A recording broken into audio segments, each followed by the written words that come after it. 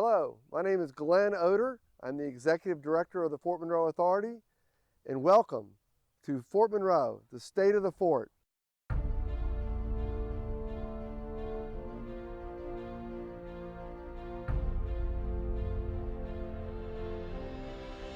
Hi, I'm Patrick Jakowski. I'm 25 years old, and I'm the owner, operator, co-owner of Firehouse Coffee. Hi, I'm Matthew Horn. I'm 24 years old, and I also co-own and operate Firehouse Coffee.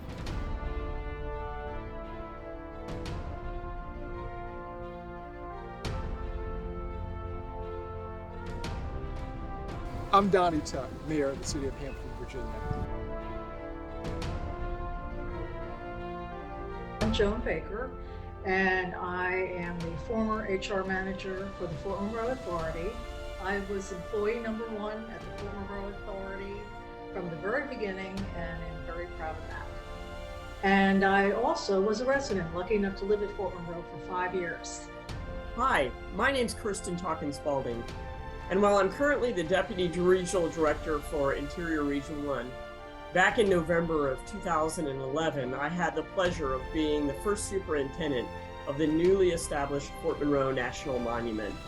I am Bill Armbruster, and I was the first Executive Director of the Fort Monroe Authority. Hello, my name is John Reynolds. I'm a member of the Board of Trustees of the Fort Monroe Authority. Hello, my name is Bill Wiggins. I'm a historian and a member of the Casemate Museum Board of Directors, Contraband Historical Society, Project 1619, Citizens for Fort Monroe National Park, and the Enslaved African Memorial Committee. Welcome to State of the Fort. Welcome to State of the Fort. Welcome to the state of the fort. And welcome to State of the Fort. Let me welcome you to the State of the Fort. Welcome to the state of the fort. And welcome to the state of the fort, our 10-year report to the community.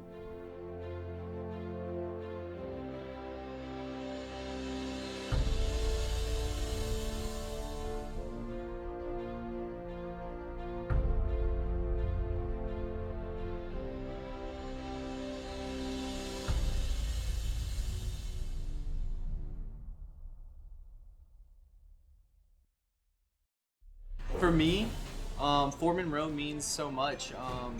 My dad proposed to my mom here at the gazebo, right down the street. Military family. We had uncles and aunts retirement parties here growing up. Came here just growing up when it was still an active military base.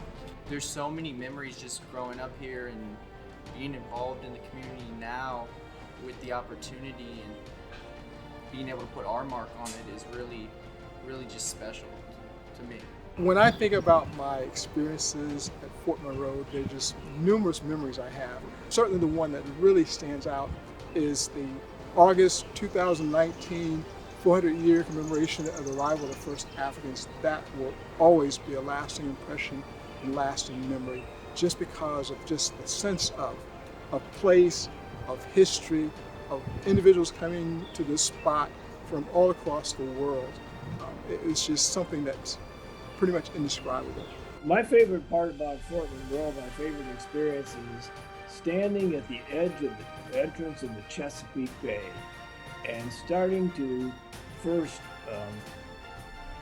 draw myself into the majesty of the bay itself, and then start to think about all the human history that has taken place and is encapsulated right here at Fort Monroe, starting over 4,000 years ago with the Kecoughtan, the arrival of John Smith, the arrival of the first slave to come to the English colonies, the Civil War, the outcome of the Civil War, the beginning of the ending of slavery, and all the military history that's taken place since then. And here we are at a place where both the architecture and the natural environment come together and encapsulate much of the history of our country. Of the many things I remember fondly of my time there at the fort, one of my favorite things about those early years was the collaborative work of bringing the vision of the site to life, to help create a space for learning, dialogue, and even healing. We've made great strides, extremely great strides. And among the memories, though, within this 10-year period was the 150th anniversary commemoration of the Civil War, a war that I wish had never occurred, but I do know that a byproduct was the end of enslavement. So I take that. Otherwise, things would have been very different for my people a long time thereafter. It was during that 150th anniversary celebration commemoration that Colonel Reyes and myself and Jerry Hollins, we all got together, and Ollie Moore was there, and there's a parade down to the main gate, and the late Mary Christian was there, and I just remember that event so well. And we walked through the Sally Port, the main gate, went out to the parade ground, and we commemorated that 150th anniversary of the commemoration of the Civil War. At that point in time, the Contraband Historical Society was recognized. We'd worked for many years. I've been involved trying to do something to support the history of Fortress Monroe from the time I got here. That includes working and running my mouth about the marker that had the wrong date on it, saying enslavement ended in 1863. And I said, no. And people were looking at me like, what are you talking about? I said, I'm talking about the 13th Amendment. That ended enslavement as far as the United States government and various states were concerned. And guess what? We have a new marker. It's not without some issues even now, but that's among my fondest memories. I really just relish that, and we still need to do more. Just to have the incredible opportunity to oversee the transfer of this historic fortress from the U.S. Army to the Commonwealth of Virginia was really just a highlight of my time here. During the concert series that are at Continental Park, where the gazebo is, and picture this: you're on the water, the sun's setting, you've got this beautiful gazebo, and the military band or different bands playing, and you have families, you have old people, you have young people, you have white people, black people, all different types of people, and everyone just having a good time. And you look out at that, and I remember looking at it thinking, this looks like a Norman Rockwell painting. And it's like going back in time because everyone was so happy. And you've got the ships going by and Hampton Roads Harbor, and you couldn't ask for a better setting. My favorite memory of Fort Monroe is Patrick's brother. It was his birthday party. And what's now POC used to be the Officers Club. And we had a pool party, they rented out the pool. And we were just diving for like 2 hours straight, super tired. I finally dried off. And I remember his dad like picked me up in the towel and everything and just threw me into the pool. So I guess Fort Monroe for me just means like family, community, and having a good time. What's so significant to me about Fort Monroe is that it's not just a professional journey that I have been on as a landscape architect and the executive director of this property. It's also the personal journey that I've been on, as I have learned about the amazing history that is silent in this ground, but yet it's so significant to our early country. And we have to give that silence a voice. We have to make the footsteps come to light. This has been an amazing personal journey for me as well as a professional journey.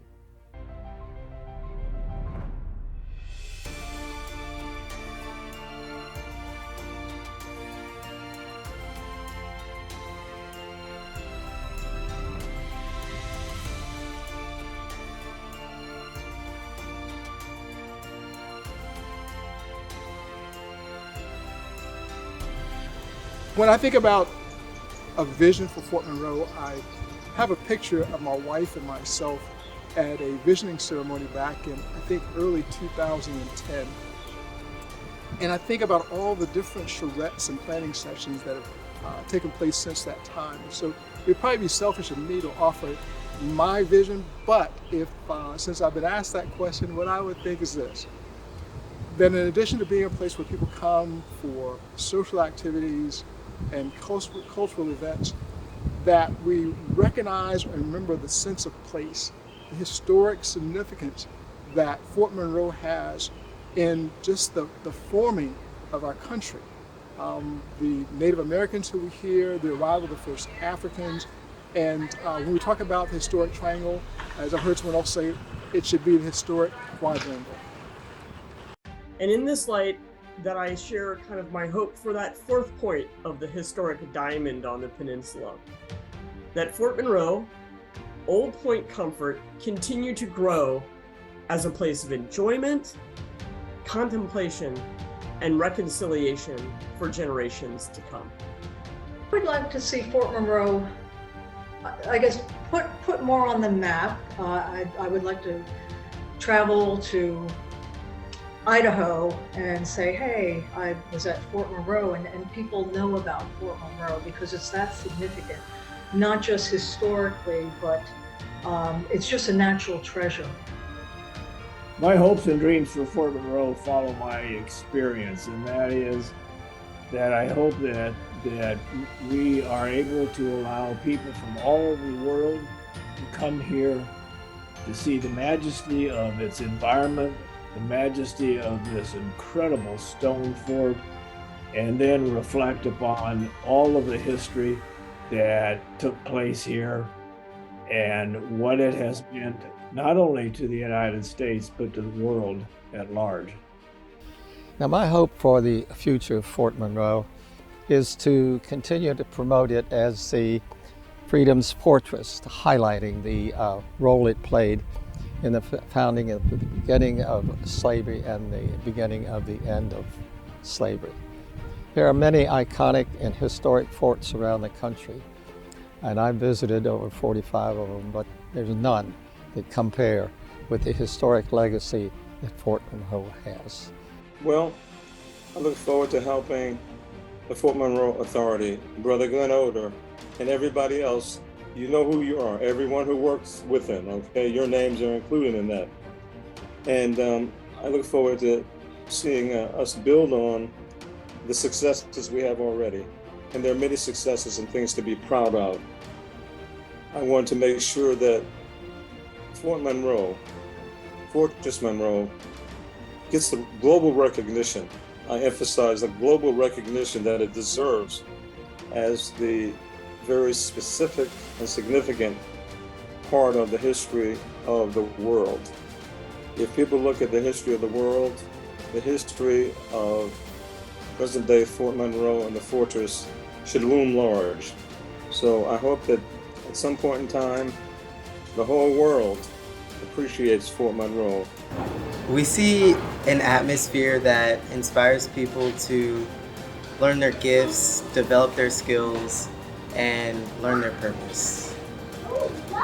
A place for you to come into the community and, you know, feel like it's your home, and you know, it's just, you can open up here, you can just go after anything you want and like just see the future, you know. Just, we want to make the best out of it, hopefully make an impact. My hopes and aspirations for Fort Monroe is for the people who visit Fort Monroe.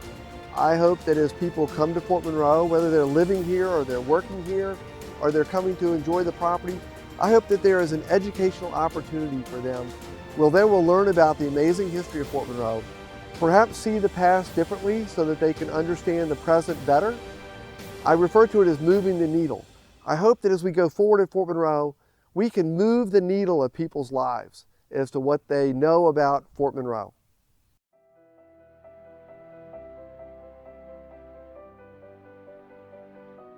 Ladies and gentlemen, as we now close this portion of our welcome to the State of the Fort, join me as we welcome Bob McKenna, the Executive Director of the Virginia Peninsula Chamber of Commerce.